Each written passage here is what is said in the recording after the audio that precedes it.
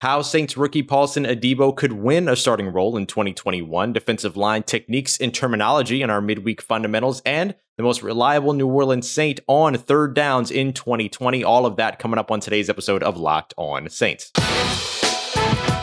It's the Locked On Podcast Network, your team every day. You are Locked On Saints, your daily New Orleans Saints podcast.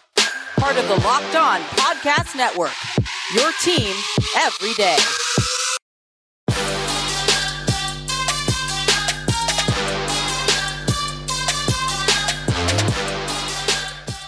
What is good, Who Dat Nation and Who Dat family? Welcome into another episode here, Locked On Saints, part of the Locked On Podcast Network, your team every day. If you're watching on YouTube or listening to the podcast, don't forget that we're here with you every single Monday through Friday, 5 days a week, covering your New Orleans Saints. On today's episode, we're going to start off with Saints rookie Paulson Adebo. What does the corner need to do in order to earn a starting role in 2021, and how the Saints can help him do that? Then we'll go to our midweek fundamentals, breaking down some football fundamentals for you at the middle of every week and every Wednesday here on the show. We're going to start off today with defensive line techniques. We're going to talk about the assignments, the gaps, the responsibilities, and what Saints players do what. Then we'll wrap up the show with a look at third downs in 2020 for the New Orleans Saints. Who was the most reliable player when the team was looking to extend drives? I'll give you my answer to wrap up the show, but also give you the information that you need to make up your own mind as well. As always, I'm your host, Ross Jackson, at Ross Jackson Nola on Twitter, Deputy Brand Manager over at CanalStreetChronicles.com, and your Tuesday co-host over at the National Locked On NFL podcast. We got all that and a little bit of lanyard for you on today's episode of Locked On Saints, your team every day. All right, Who Dat Nation, let's face it, right? Paulson Adebo is going to have a little bit of an adjustment coming into the NFL, but can he earn himself a starting role in 2021? I put a little bit of an emphasis there in terms of earning that starting role, because he also might not have a choice. If the Saints don't land a veteran, or even if they do, and Marshawn Lattimore ends up being suspended for the first couple of seasons due to his, first couple of games due to his off-season arrest, then that could force Paulson Adebo into a starting role. But even in that case, he'd still have to instill enough confidence amongst the New Orleans Saints coaching staff to put him up ahead of guys like Patrick Robinson and PJ Williams, who are a little bit more familiar with the system. Even for all their flaws that, Saints fans might want to point out, they're still the most comfortable with the system and have the most experience in it out of any of the other corners that would be the alternative at that point. Even the veteran that ended up getting signed, who might end up getting thrust into a cornerback one spot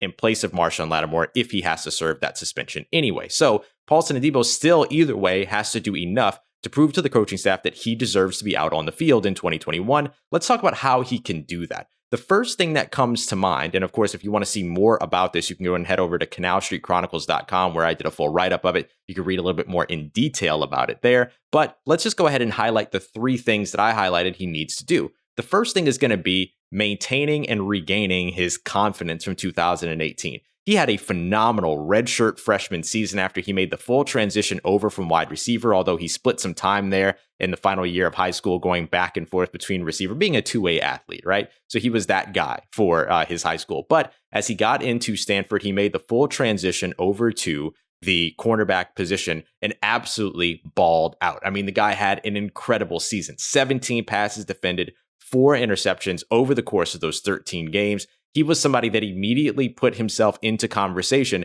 as being a future first-round pick at the cornerback spot. But 2019, he had a little bit of a drop-off. He had an injury that ended his season just 9 games in. He allowed some big plays, particularly in the game against UCF, was caught biting on some double moves and some issues that you saw with him getting beat downfield. Had a little bit of issues with his feet being a little sloppy as well. So as you look at that, the 2019 season was a season where he lost a little bit of confidence. He decided, though, that he wanted to come back for 2020. The Saints really liked that about him. Even though he ended up opting out, they really sort of put more weight in his decision to go back to re-engage his draft stock more than the actual opt-out itself, especially with all the uncertainty that was centering around the Pac-12 in the first place. But when it comes to Paulson Adebo, regaining that confidence becomes a big part of what is necessary for him to be able to get that starting role in 2021 and find his way on the field immediately as an impact rookie. Now, even though he only played 9 games in 2019, he still had 10 passes defended as well as 4 interceptions. So he had back-to-back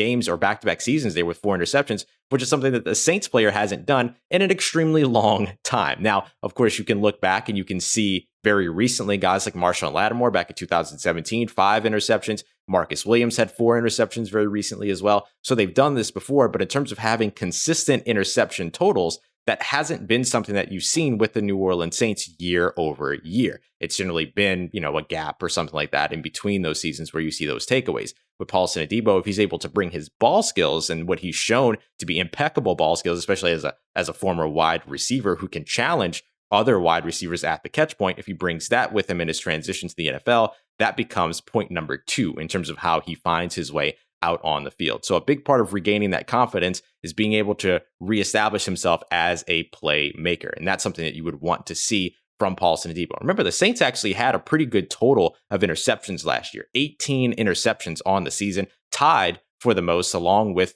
2 other teams, if I remember correctly, right at the top of the NFL for interception total. However, you saw these moments to where they had these big flourishes, to where they had 10 interceptions over the course of 5 games. But then you saw these dips in production, 3 interceptions to open up the first 5 games of the season, a streak of 4 games near the end of the season where they had no interceptions, and then they exploded for 5 more interceptions at the end of the season. That's a pretty big difference between 13 interceptions and 8 interceptions with a 5 interception game to close out your season against a struggling, injured Teddy Bridgewater and a rookie quarterback, essentially in PJ Walker. So if you get a confident Paulson Adebo, and we know that the Saints put a lot of stock in confidence and size at the cornerback position, as well as the ball skills, you get that with him as well. If he's able to bring all of that to a secondary that had 3 players with 10 plus pass breakups last season, then all of a sudden you're talking about a really, really good secondary if Paulson Adebo continues to pan out. The last point in terms of one of the ways that he can find his way out onto the field is to continue to be somebody that's reliable in run support. The Saints love secondary players that can make plays in the run game. Doesn't mean you have to do it all by yourself. Doesn't mean you can't miss a tackle here and there, right? Well, anytime that you have a young secondary, you're going to want a pass rush. So delivering a pass rush for the secondary is going to be pivotal in 2021, especially if you're missing Marshawn Lattimore for a couple of games. But also safety help is going to be a big part of that as well. I mean, look, Paulson Adebo got beat on some double moves pretty badly in 2019. And he got beat over the top a couple of times in 2019 as well. But if you have effective and rangy safety help over the top of him, that will certainly help him be able to make some of those plays. So definitely expect Paulson Adebo to get a lot of attention here as the offseason rolls along and training camp is right around the corner. And we'll talk more about training camp here throughout the week. But coming up next, we're going to turn our attention, sticking with the defense, but head down to the defensive line for our midweek fundamentals. We're going to talk about defensive line techniques, gaps, assignments, and which Saints players do what, so you know what to look for. And you know exactly what we're talking about when we're talking about things like 0 tech, nose tackle, 1 tech, 3 tech, all that stuff. So we'll get into all of that with our midweek fundamentals segment coming up here as we do every Wednesday as we continue on with today's episode of Locked On Saints, part of Locked On Podcast Network, your team every day. And speaking of fundamental, there's just fundamentally nothing better than a Built Bar, whether it's in the morning as you get up and you need to get ready for your day, whether it's pre-workout, post-workout, later on in the day when you're looking for a nice snack to keep you rejuvenated for the remainder of your day. I'm a big time coffee drinker, so I always have that kind of 2-3 p.m. slump. But thanks to Built Bars, I'm able to help power through all of that without taking on any type of excess sugar or anything like that I don't want to take in throughout the day. Now, these have 9 incredibly delicious flavors, deliciouser flavors, if you will. And they also have a bunch of limited edition flavors that continue to roll along at the website all the time at BuiltBar.com, along with their other great products as well. But some of these flavors include flavors like mint brownie, peanut butter brownie, which are 2 of my favorites, as well as salted caramel, which all sound super sugary, but you're talking about protein bars that are going to give you 17, 18 grams of protein, but only 4 or 5 grams of sugar and net carbs. So if you want to try them out for yourself, head over to BuiltBar.com and don't forget to use the promo code LOCKED15 to get 15% off of your next order. That's LOCKED15 for 15% off of Built Bars at BuiltBar.com.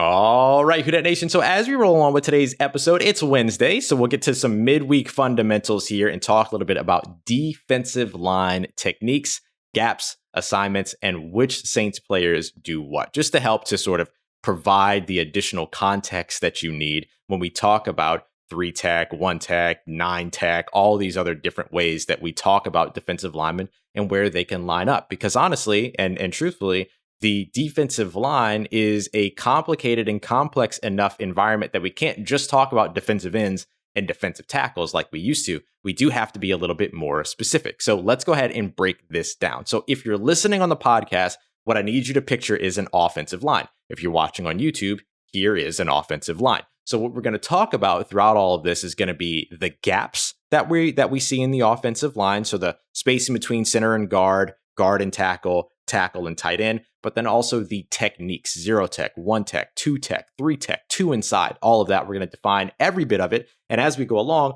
we'll also talk a little bit about which players for the New Orleans Saints defensive lines do what. All right, so the first thing we're going to do here is we're going to start off by defining the gaps and defining inside versus outside. Anytime that we're talking about inside, we're talking about toward the quarterback.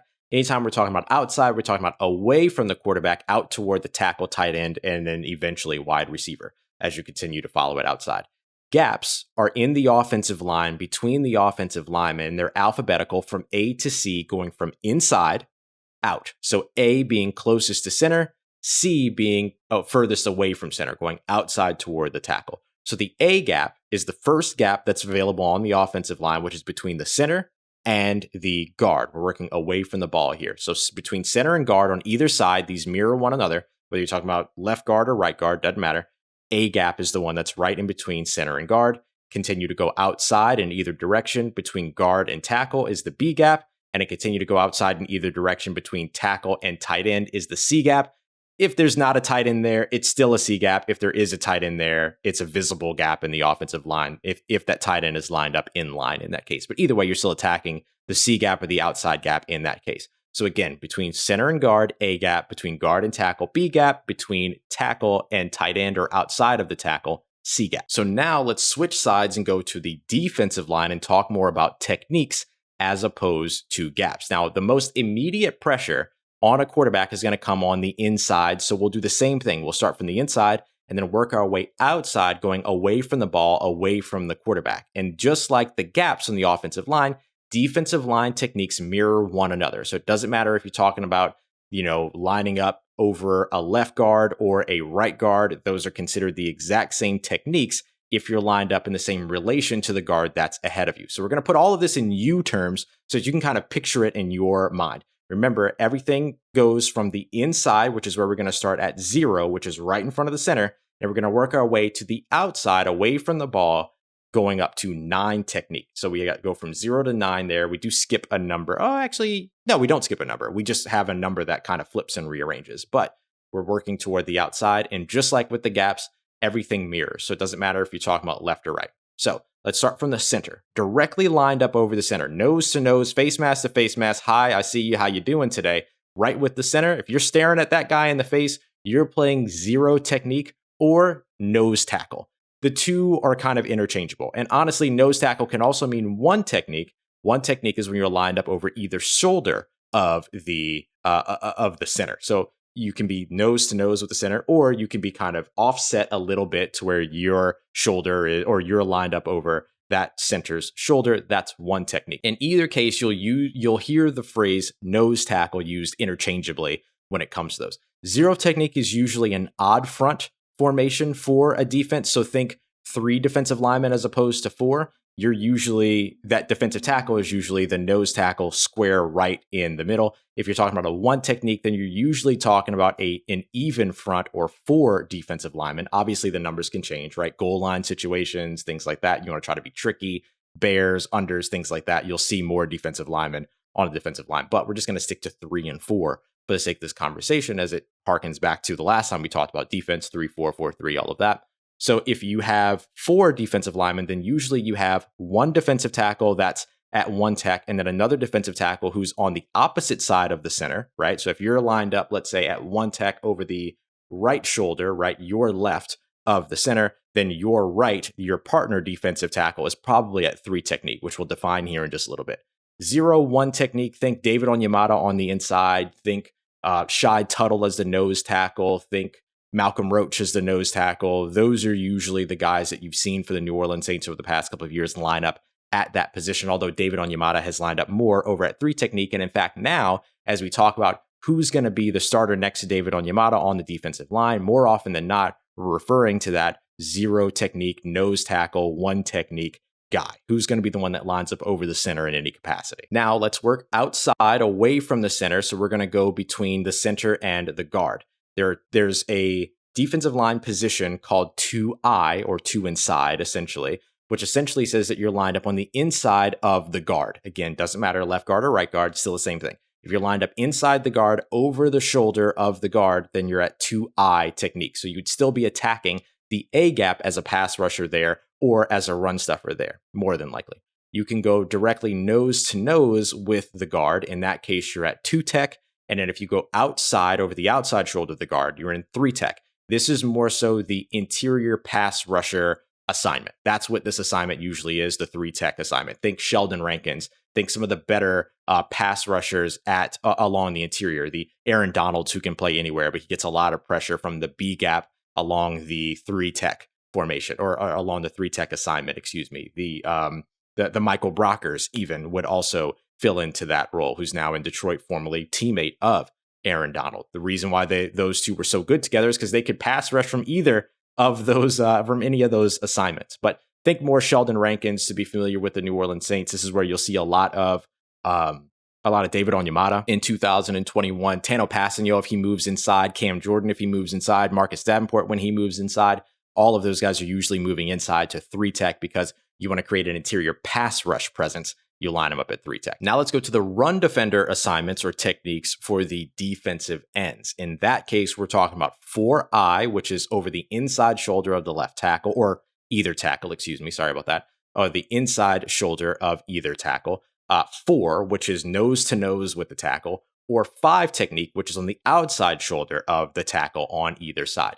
Each of these are considered more so run defender positions for defensive ends. This is why we can't just talk about defensive ends only as edge rushers. That's not always the case. Sometimes they're also listed or talked about as edge defenders. You can see Cam Jordan oftentimes referred to as an edge defender because of his ability to be able to play against the run and play these techniques just as well as playing from a pass rushing role, which we're going to get to here in just a moment as we continue to move outside from the center. So in the 4I, 4, and 5 techniques, you're talking about Cam Jordan early on in his career. He was drafted to be a 5 tech run stopper. That's what his draft stock was. That's what he did at Cal. And then he evolved into a pass rusher over time. So think about that. You could think about Peyton Turner in the first couple of years of his time at Houston. He was a 4I, 4-5 technique defender as opposed to a 7-6-9 defender who would be lined up over on the outside further out. So now let's move to that part. Let's get to where the sacks come from.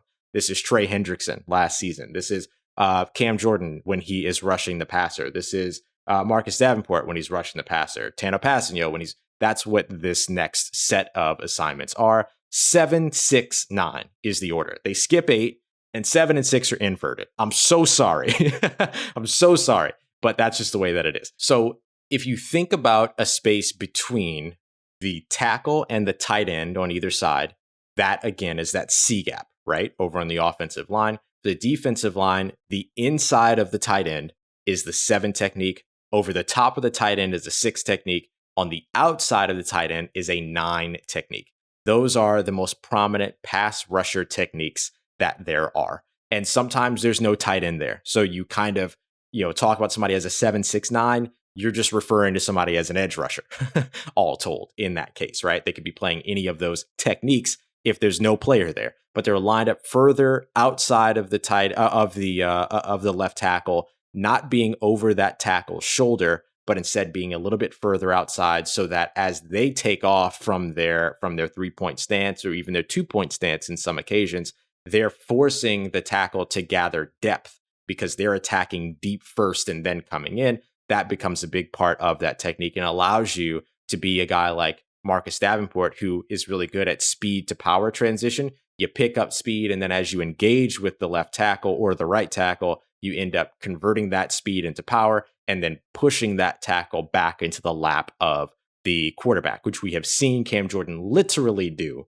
all the time to opposing quarterbacks. And one of the reasons that they really liked Peyton Turner, because he has the ability to do the same thing. The Saints don't often go after finesse pass rushers. That's not usually their game. They like guys that have moves. They like guys that can string together a game plan as a pass rusher. But They're looking for guys that are going to push offensive linemen into the laps of quarterbacks. And that's one of the reasons why they stack up with these big physical guys that have some athleticism, but that mostly are big and are able to transition that athleticism into power and push those offensive linemen back. All right, y'all. So those are your offensive line gaps as well as your defensive line techniques, just to give you a little bit more context in terms of what we're talking about when we talk about 0 tech, 1 tech, 3 tech, all of that, just to give you a little bit more definition about what those roles actually mean. As we continue on now with our midweek fundamentals. Next week, we'll keep talking about some numbers, but we'll go over to the offensive side and we'll talk about the numbered wide receiver route tree and what those numbers mean. What is a 9 route versus a 5 versus 6 versus a 1? We'll talk about all of that as we continue on with midweek fundamentals here every Wednesday with Locked On Saints. Coming up next, though, we're going to take a look at something even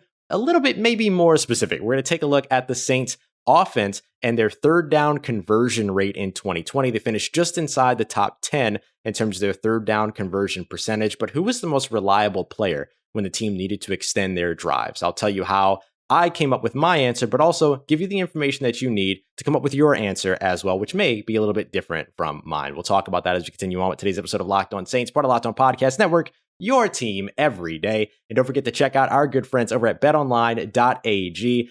Everything's really heating up when it comes to the NBA playoffs. These games have been a ton of fun to watch. They've been a ton of fun to get in on the action as well. And you can do that over at BetOnline.ag. You can do that with the NBA, you can do it with the MLB, UFC, MMA. There's a ton that you can check out over on the website. So I highly suggest that you run over and check it out at BetOnline.ag. And remember that when you do, you can also sign up for a free account while you're there. So you don't have to sit in on the sideline anymore. You can get in on that action. And even though the account is free to sign up, you're still going to put in a little bit of money so that you can bet. But when you do that, we're going to help you out a little bit because we're going to give you a 50% welcome bonus with the promo code Locked On, which you would put down on your first deposit. That's promo code Locked On, LOCKEDON, on your first deposit over at BetOnline.ag, your online sportsbook experts.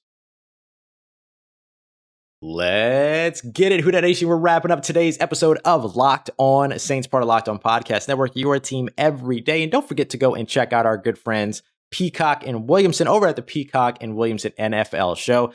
Brian Peacock, Matt Williamson, former NFL scout, current NFL analyst. These guys are fantastic and have a ton to say from the national perspective and do a really great job covering all the big news going on around the NFL. So go and check them out. Today, though, we're going to focus in on the New Orleans Saints like we do every Monday through Friday here at Locked On Saints, but we're going to focus in a little bit further and look at third down. So I just put out another piece about this as well over at Canal Street Chronicles. You can read more in detail, but the New Orleans Saints over the past 3 seasons have been pretty good. I mean, they've been in the top 10 of third down conversions over each of those seasons since 2017. You can credit the addition of Alvin Kamara in that, but also Michael Thomas over that time, just as a receiver alone, has brought in 75 first down catches on third downs over the course of that span, which is the third most in the NFL, despite missing a large portion of the 2020 season. So Michael Thomas being out in 2020 definitely hurt the Saints a little bit, or could have hurt the Saints a little bit in terms of their ability to continue to convert on third downs and extend their drives. But they still ended in the top 10 in 2020. So how did they do it without Michael Thomas, and who ended up being the most reliable asset to them throughout, while Michael Thomas was out? So there are a couple of different answers to this depending upon how you value third down conversion. Do you value sheer volume in terms of the number of first downs converted on third down by skilled position players who don't touch the ball every play like a quarterback does? In that case, your answer would very likely be Alvin Kamara, who had 13 total first down conversions, 7 on the ground, 6 through the air. So he did a very good job from that aspect in generating sheer volume when it came to first down conversions. And he did it in a variety of ways and showed his versatility, of course. And Kamara was obviously invaluable to the New Orleans Saints there, because out of the 93 first downs they converted on third down, 55 were through the air and 38 were via the run game. So he was able to produce in both of those and help keep both of those totals up over the 93 different conversions that they had. And he was targeted the most on third down in the passing game, even though he only converted just about a handful of those, he was still targeted the most there at 24 targets, and he caught most of those, just not all of them ended up turning into first downs. So that's where I kind of look at him as being somebody that's like great if you're looking at sheer volume, but in terms of efficiency, not so much. You want to talk about efficiency, particularly on the ground game, then you got to talk about Latavius Murray. Out of the 12 carries that he had on third downs, he converted 11 times.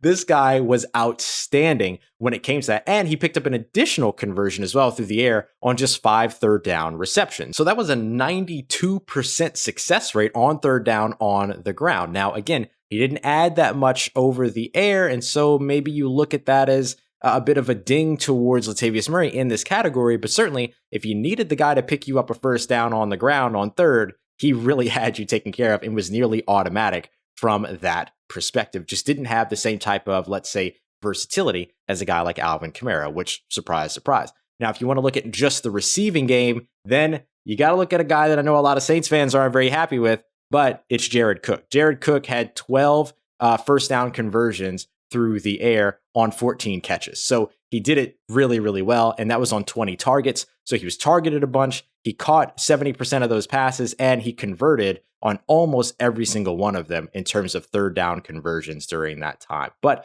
I know not a lot of people are very happy about Jared Cook, so I'm not going to harp too much on him. Just want to shout him out for the production that he did have throughout the regular season, which came on third down for the New Orleans Saints. For me, though, the answer is almost undoubtedly, for me actually, is Taysom Hill. This is where Taysom Hill really shined in 2020. Let's talk about it from a couple of different perspectives. Now, first of all, he actually, surprisingly, even though he caught all 4 of the times that he was targeted in the passing game, because remember, Taysom Hill's not just a quarterback, right? So although he was targeted 4 times and caught 4 passes for 24 yards on fourth down in 2020, he actually didn't pick up any first downs through the passing game. He did it all through the run game and and himself as a passer in the passing game. Now, when we talk about a passer in the passing game that ends up converting third downs for you, we have to talk about Drew Brees.